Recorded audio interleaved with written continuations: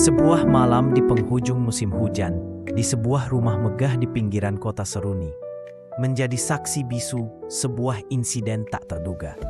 Sang pemilik rumah, seorang wanita paruh baya, tiba-tiba tak sadarkan diri. Di sana hanya ada putra menantunya. Namun, di balik urgensi pertolongan, tersembunyi sebuah kisah hasrat, batas-batas yang samar, dan rahasia yang mungkin selamanya terukir dalam sunyi. Sebelum kita memulai, jika Anda menyukai cerita yang kaya drama, ketegangan, dan emosi yang dalam, jangan lupa untuk mengikuti kami. Kami akan menyajikan lebih banyak kisah yang memukau dan penuh kejutan yang sayang untuk Anda lewatkan.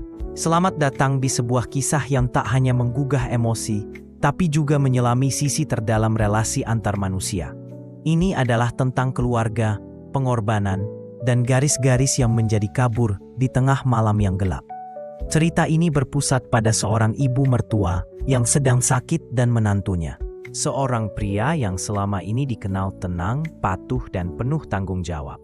Namun malam itu segalanya berubah. Siapkan diri Anda, karena kisah ini akan membawa Anda ke dalam labirin perasaan, ketegangan, dan pilihan yang tak mungkin lagi bisa ditarik kembali. Rumah itu berdiri anggun di ujung kompleks perumahan yang tenang. Dari luar, ia tampak seperti bagian dari keluarga biasa, tertata, rapi, dan penuh kehangatan. Namun, seperti banyak dinding lainnya, rumah ini menyimpan narasi yang tak pernah benar-benar terucapkan. Dia adalah Tio, seorang pria berusia 36 tahun. Penampilannya tenang dan berwibawa, namun di baliknya tersembunyi bara yang jarang ia tunjukkan. Tio sudah 4 tahun menikah dengan Sinta, seorang eksekutif pemasaran yang sangat sibuk, sering pulang larut malam karena tuntutan pekerjaannya. Tio bukanlah sosok yang mudah menyerah. Ia bertanggung jawab, selalu mengurus rumah, bahkan memasak jika Sinta tak sempat. Di sisi lain, ada Nyonya Suraya, ibunda Sinta. Seorang wanita berusia 54 tahun, anggun, tegas, namun menyimpan luka yang dalam. Sudah hampir 7 tahun ia hidup sendiri sejak berpisah dari suaminya. Penampilannya masih menawan, terawat, dan elegan. Namun, siapapun yang mengenalnya tahu, di balik sikap dinginnya, ada kelelahan batin yang sulit dijelaskan. Nyonya Suraya baru saja pindah sementara ke kediaman Sinta karena kondisi kesehatannya menurun. Dokter menyarankan agar ia tidak tinggal sendiri, dan Sinta, yang terlalu sibuk, menitipkan ibunya pada Tio. Sungguh situasi yang tidak biasa. Tio, yang selama ini hanya bersikap formal terhadap ibu mertuanya, kini harus berbagi ruang, menyajikan makanan, dan terkadang menyentuh bahunya saat membantu menaiki tangga. Semua terasa wajar, hingga waktu mulai mendesak dan jarak di antara mereka perlahan memendek. Hari-hari itu sunyi, namun anehnya intens. Tio merasa seperti ada sesuatu yang berubah.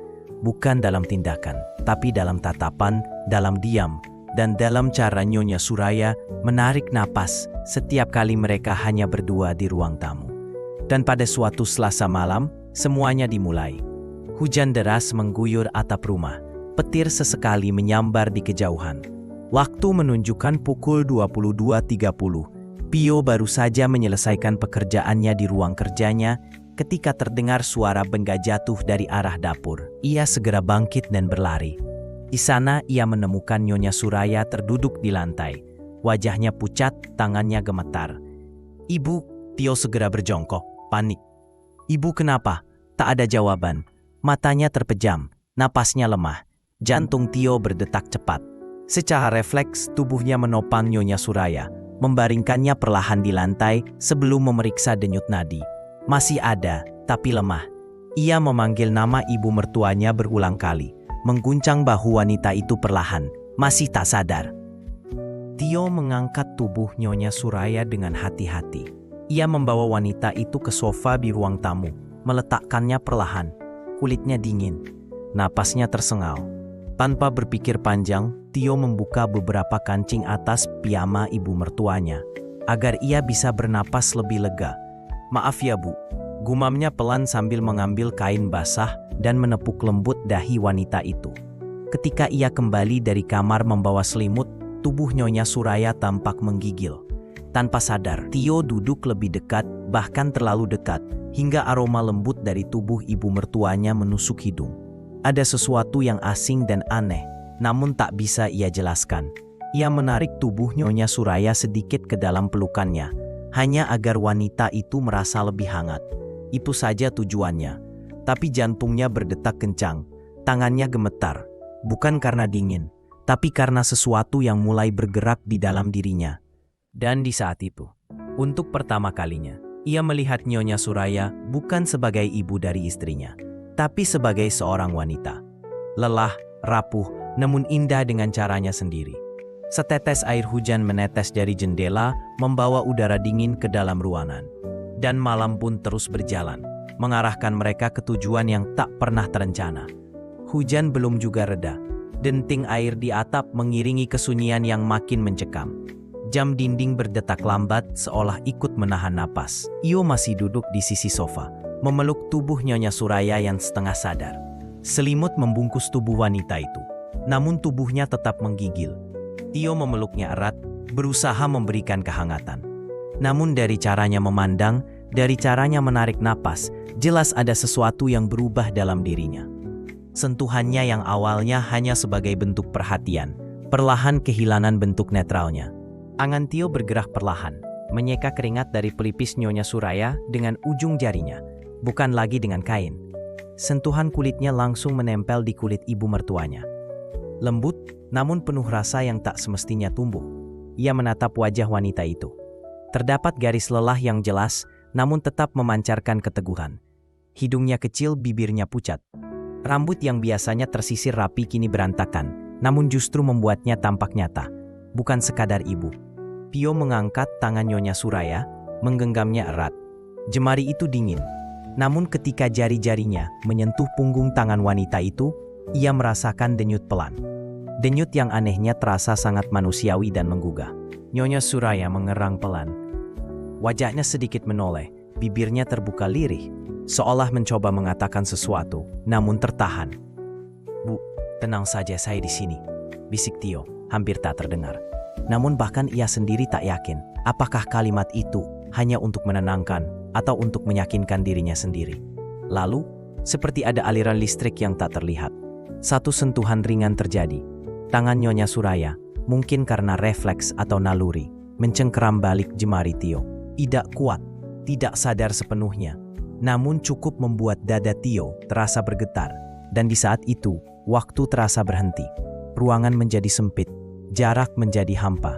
Itu bukan lagi sentuhan biasa. Itu adalah pengakuan batin yang diam dan sekaligus awal dari sebuah keretakan. Tio memindahkan tubuh Nyonya Suraya ke dalam pelukannya dengan perlahan. Ia duduk lebih rendah, membiarkan kepala wanita itu bersandar di dadanya. Suara detak jantungnya menggema, cepat tak menentu. Pelukan itu awalnya adalah respons alami. Namun yang ia rasakan bukan lagi sekedar empati. Ada sesuatu yang mengalir dalam diamnya malam itu. Keintiman yang tak direncanakan, namun tak bisa ia tolak. Nyonya Suraya mulai membuka matanya sedikit. Napasnya berat. Ia melihat ke arah Tio dengan pandangan buram.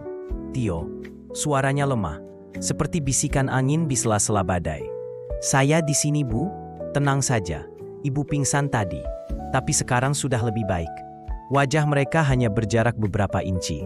Pelukannya menguat, mencoba memberi rasa aman. Namun di dalamnya, Tio menyadari dirinya bukan hanya sedang menenangkan. Ia sedang menikmati kehadiran wanita itu dalam pelukannya, dan itu menakutkan. Ia bisa merasakan kehangatan tubuh yang perlahan kembali. Bisa mencium samar aroma tubuh yang khas. Perpaduan minyak elon, parfum lembut, dan entah apa lagi yang membuatnya tak bisa menjauh.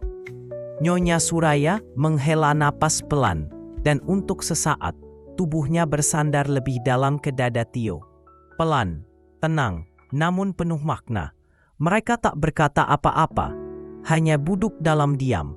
Namun pelukan itu terasa seperti pengakuan yang tak pernah mereka ucapkan. Tak sepatah pun kata keluar. Namun seisi ruangan sudah penuh dengan suara batin yang bertabrakan. Pelan-pelan mata Tio mulai tertutup, bukan karena mengantuk, tapi karena ia takut. Takut pada pikirannya sendiri, takut pada arah malam itu. Dan dalam pelukannya, Nyonya Suraya tertidur kembali. Namun bukan tidur yang biasa, Tidur yang seolah membawa rasa pasrah. Seolah ia tahu ada sesuatu yang telah berubah dan tak bisa dihindari. Lampu di ruang tamu menyala temaram. Hujan mulai mereda di luar, menyisakan rintik-rintik halus di kaca jendela.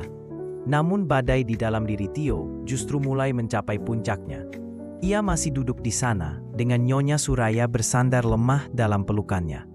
Detik demi detik berlalu seperti gerakan lambat dalam film, terlalu hening, namun menyesakan.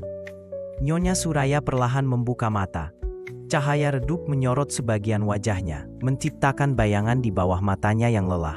Ia menatap ke depan, lalu ke samping, ke arah Tio. "Maaf?" Suaranya pelan, nyaris seperti bisikan yang tertelan napas. "Kenapa minta maaf?" tanya Tio, nyaris berbisik balik. Nyonya Suraya tak menjawab langsung. Ia hanya menatapnya lama. Pandangan itu tak seperti biasanya. Bukan tatapan seorang ibu kepada menantunya. Ada sesuatu yang dalam dan penuh luka di sana. Tio tahu pandangan seperti itu. Pandangan seseorang yang merasa sendirian terlalu lama. Dalam keheningan itu, Tio mengangkat tangan dan menyentuh pipi Nyonya Suraya dengan hati-hati. Wanita itu tak menolak, hanya mengedip pelan, seolah pasrah. Sentuhan itu bukan lagi soal kenyamanan, bukan pula sekedar rasa kasihan. Ada daya tarik tak terlihat di antara mereka malam itu. "Kamu terlalu baik, Tio," katanya lirih. Tio tak menjawab, ia hanya menatap wajah itu, yang biasanya dingin dan berjarak, kini begitu rapuh dan dekat. Dan di saat yang seharusnya ia mundur, ia justru maju. Dahi mereka bersentuhan, napas mereka menyatu di udara yang lembab dan berat. Lalu bibir Tio bergerak pelan, mendekat dan menyentuh bibir Nyonya Suraya. Ciuman itu bukan penuh nafsu. Bukan juga sesuatu yang liar atau terburu-buru. Justru sebaliknya, pelan, lembut dan seolah membawa beban bertahun-tahun kesepian yang akhirnya meledak dalam satu titik. Bibir mereka bertemu hanya sebentar, tapi waktu terasa membeku. Saat mereka melepaskan diri, tak ada kata yang keluar, hanya tatapan, dalam. Terlalu dalam untuk bisa dibicarakan saat itu juga. Nyonya Suraya menunduk, menggigit bibirnya. Tio masih memandangi wajahnya. Tak yakin apakah ia baru saja menyeberang batas yang tak bisa ia kembalikan. Dan mereka berdua tahu, malam itu tak akan mereka lupakan. Klik, suara kunci yang berputar itu terdengar seperti ledakan kecil di kepala Tio. Ia segera menjauh dari Nyonya Suraya. Tubuhnya mundur otomatis, seolah baru sadar dari mimpi panjang yang mengguncang kesadarannya. Nyonya Suraya sendiri terdiam, wajahnya memucat. Di balik tenangnya ekspresi, jelas terlihat denyut di pelipisnya mulai cepat. Pintu utama terbuka pelan. "Halo?" Suara Sinta menggema dari lorong masuk, disusul suara sepatu hak tinggi yang menjejak lantai kayu. Tio spontan menyambar selimut yang terjatuh di sisi sofa, menyampirkannya kembali ke tubuh Nyonya Suraya yang kini duduk rapi seolah tak terjadi apa-apa. Jarak di antara mereka sudah kembali berjauhan, tapi udara di ruangan belum sempat menyembunyikan panas yang menggantung. "Oh, Tuhan," batin Tio. Jantungnya berdentung keras hingga terasa ke tenggorokan. Sinta muncul di ambang pintu ruang tamu dengan penampilan lelah, rambut sedikit kusut dan wajah penuh kerja keras. Tapi senyumnya mereka ketika melihat ibunya duduk di sana. Ibu kenapa di sofa? Nggak tidur di kamar?" Nyonya Suraya tersenyum lemah. Tadi sempat pusing, jadi turun sebentar. Tapi sekarang udah lebih baik. "Kok?" Tio hanya berdiri di sisi lain diam. Tangannya gemetar kecil dan ia menunduk agar Sinta tidak melihat tatapan kacau yang bersembunyi di balik wajah datarnya. Nyonya Suraya menunduk, ia tak berani bicara banyak. Dan malam itu, 3 orang duduk dalam satu ruangan yang sunyi, masing-masing dengan dunianya sendiri. Hanya satu yang tak tahu, bahwa malam ini, fondasi keluarganya sedang retak dari dalam. Keesokan paginya, langit tak lagi gelap. Tapi cahaya pagi yang masuk melalui jendela justru membuat semuanya terasa lebih suram. Terlalu terang untuk menyembunyikan apa yang sudah terjadi. Tio bangun lebih dulu, duduk di meja makan sambil menatap kosong secangkir kopi yang sudah dingin. Ia mencoba mengurai pikirannya, tapi setiap benang justru melilit makin kencang. Ia merasa bersalah, bingung, dan marah. terutama pada dirinya sendiri. Sementara itu, Nyonya Suraya mengemasi barangnya di lantai atas. Ia memutuskan pulang ke rumahnya sendiri pagi itu juga, tanpa alasan jelas. Hanya mengatakan ia merasa sudah cukup kuat. Sinta sempat membujuk, tapi Nyonya Suraya menolak dengan halus. "Aku cuma numpang sebentar. Sekarang sudah baikan," ucapnya singkat sambil tersenyum kecil. Tapi senyum itu bukan senyum ibu yang lega. Itu senyum orang yang kalah perang. Namun ingin tetap terlihat tegak, Tio membantu membawa koper ke mobil. Saat mereka berdiri berdua di depan rumah, hanya beberapa langkah dari mobil, tak ada yang berani bicara lebih dulu. "Terima kasih," kata Nyonya Suraya akhirnya. Sederhana, tapi dalam. Tio menatapnya. Pandangannya menggantung pada wajah wanita itu. Ada ribuan kata di tenggorokannya. Permintaan maaf, pengakuan, atau mungkin pengakuan bahwa ia tak tahu harus bagaimana lagi. "Ibu," hanya itu yang keluar dari bibirnya. Lalu diam lagi. Nyonya Suraya menyentuh lengannya pelan. Bukan dengan rasa ingin, tapi dengan penghargaan. Dengan rasa terima kasih. Dan dengan pamit yang tak akan pernah benar-benar terucap. Mereka tak lagi saling mencari jawaban. Karena mereka tahu yang terjadi malam itu tak akan bisa diulang, tak bisa dilanjutkan, dan tak bisa diceritakan. Mungkin akan terkubur selamanya.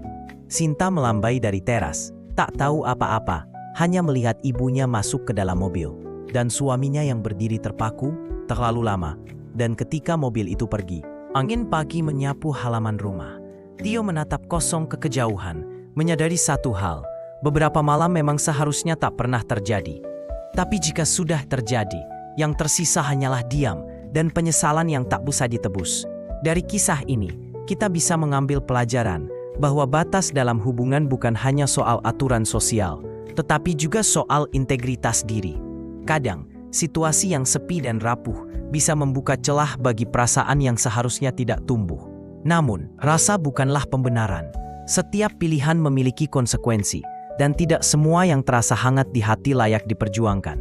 Kehidupan keluarga, kepercayaan, dan cinta sejati dibangun dari kesetiaan, pengendalian diri, dan kejujuran.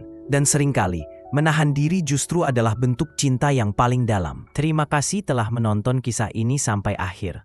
Semoga cerita ini bisa menyentuh hati, memberikan refleksi, dan membuka ruang bagi kita semua untuk lebih bijak dalam menghadapi situasi yang mengguncang batin. Jangan lupa untuk mengikuti kami agar tidak ketinggalan cerita-cerita emosional penuh konflik, misteri, dan pelajaran hidup lainnya. Dukung kami agar terus tumbuh dan bisa menyajikan kisah-kisah yang menyentuh nurani dan menggugah emosi. Sampai jumpa di kisah selanjutnya. Tetap jaga hati, jaga sikap, dan jaga orang-orang yang kita cintai.